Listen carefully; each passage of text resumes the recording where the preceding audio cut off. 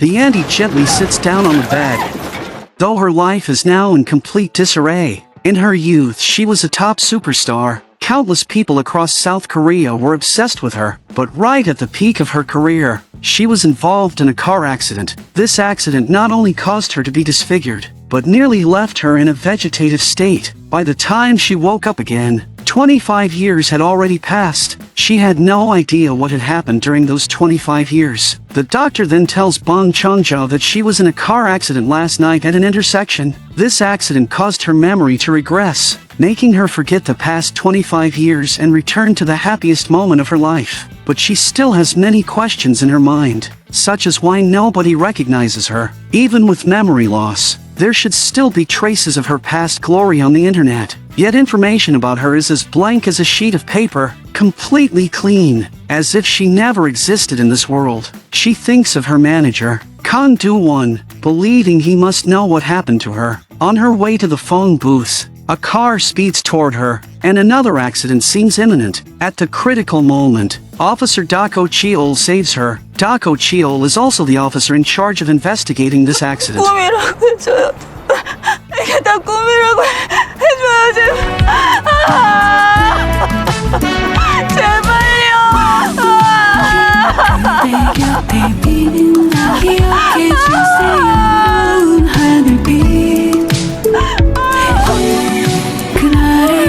Afterward, he takes Bong Cheong-ja back to her home. Bong Cheong-ja never expected that she would be living in a cramped and modest studio apartment. Though she resists it deeply, she still walks inside. The room is extremely small, worlds apart from the luxurious villas she lived in 25 years ago. As soon as she tries to sit down, the flimsy bed collapses with a crash, and items on the wall fall down one after another, as if mocking her current downfall. At this moment, Bong Cheong-ja feels that misfortune has reached its peak, as if all the bad luck has been concentrated on her. However, fate doesn't seem ready to let her off just yet. A cockroach scurries out, startling her and making her scream in fear, the sound echoing through the room. Meanwhile, after returning to the police station, Dako Cheol accidentally finds the wallet Bong Cheong-ja dropped in the car. Back in his office, he opens the wallet and finds not only Bong Cheong-ja's ID but also a business card for Ju Sung-byak. Dako Cheol was demoted from detective to traffic officer precisely because he was investigating this person. Dako Cheol puts away the business card and takes the wallet, intending to return the lost item. At the same time, Bong Cheong-ja goes to the management office. She doesn't know how to charge her phone, so she seeks help from the chubby manager. Not only that, she doesn't even know how to turn it on. Fortunately, the manager is respectful and helpful. He turns it on before handing it to her. Bong Cheong-ja takes the phone and checks her contact list. She finds no number for her father, but there is one for her younger sister. 환자 아직도 보호자 연락 안 돼? 바쁘다고 연락하지 말라더니 확 끊던데요. 치과까지 맞아? 전에도 비슷한 일 있었잖아. 중환자인데 보호자가 끝까지 안 나타나는 거야. 그래서 어떻게 됐어요? 알고 보니까 자살 시도한 거였어.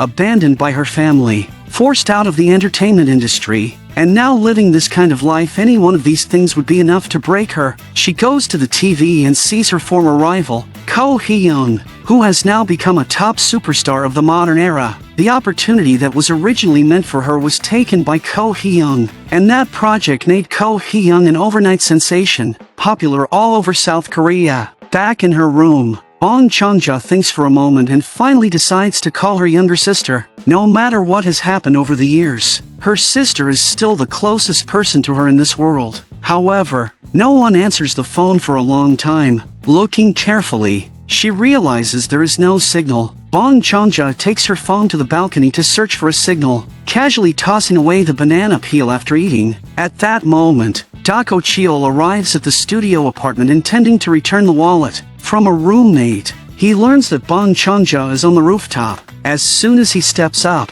he slips on the banana peel, his feet slide, and both of them fall off the rooftop.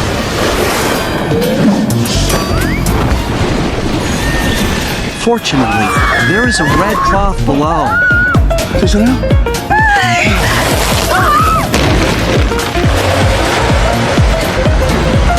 They are dragged along for a while until the driver finally notices them at their destination. 어디서 할 짓이 없어서 트럭에서.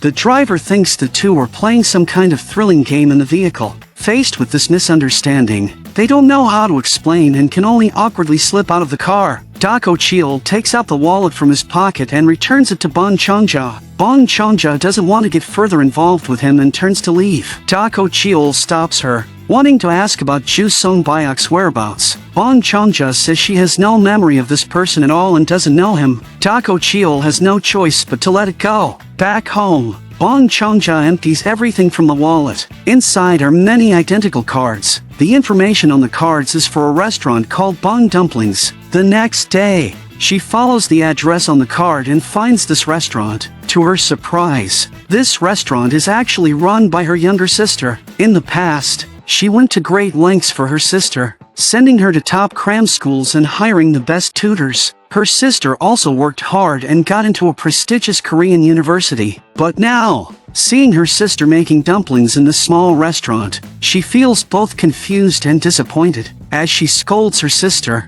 a girl in a school uniform walks over and gives Bong Cheong-ja a nod. 또 애를 낳았어?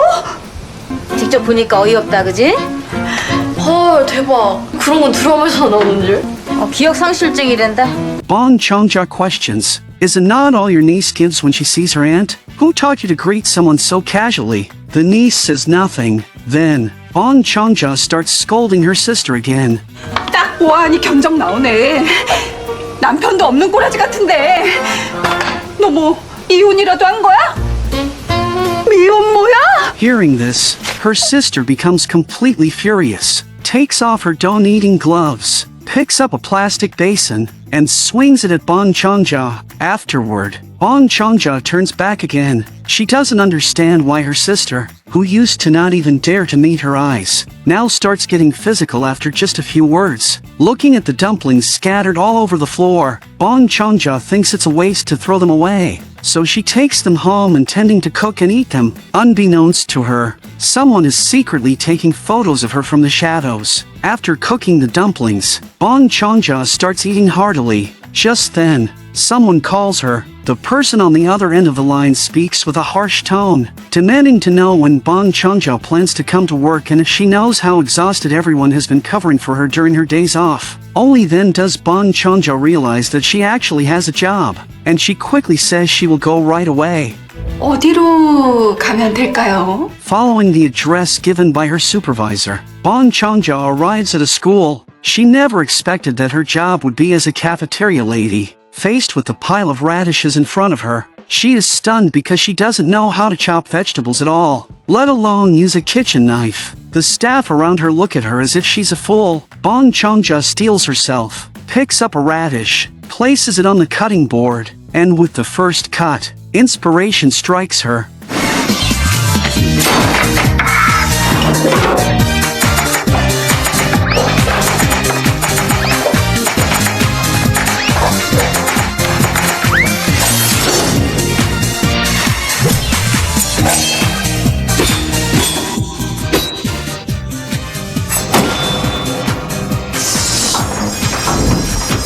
After work, her supervisor gives her a bag of leftover kimchi that the students didn't finish. Bong Cheong-ja takes the kimchi and boards a bus, but during the ride, the bus driver makes a sudden break, causing the bag of kimchi in Bong Cheong-ja's hands to fly out.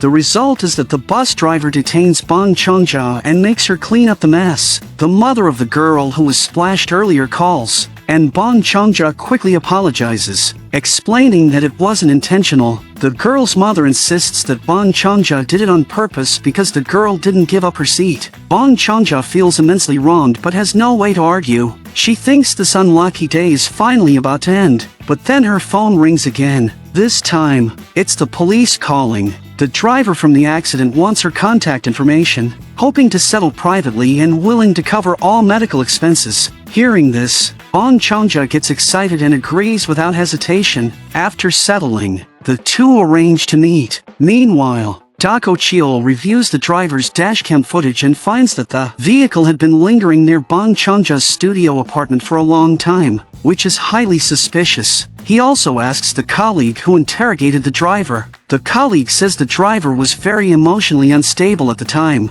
completely distraught, repeatedly asking what would happen to him if the victim died. When told the victim was not in life-threatening condition, he reacted unusually strongly. 어떻게 그러지? 나 진짜 세게 받았는데? 아니, 확실히 멀쩡해요? 걱정 마십시오, 선배님. 피해자 합의 잘 될 것 같습니다. 무슨 소리야? 피해자랑 합의 보고 싶다고 그래서 연락처 알려달라고 그래가지고. 아, 그래서 알려줬어? 어디서 만난다는 얘기는 없었고? 그건 저도 잘. Doc O'Cheol senses something is wrong. He immediately drives to find Bong Cheong-ja, calling her repeatedly while driving to warn her to return to the studio apartment quickly. However, it seems everything is already too late. 언젠데요? 그러니까 그게 언제?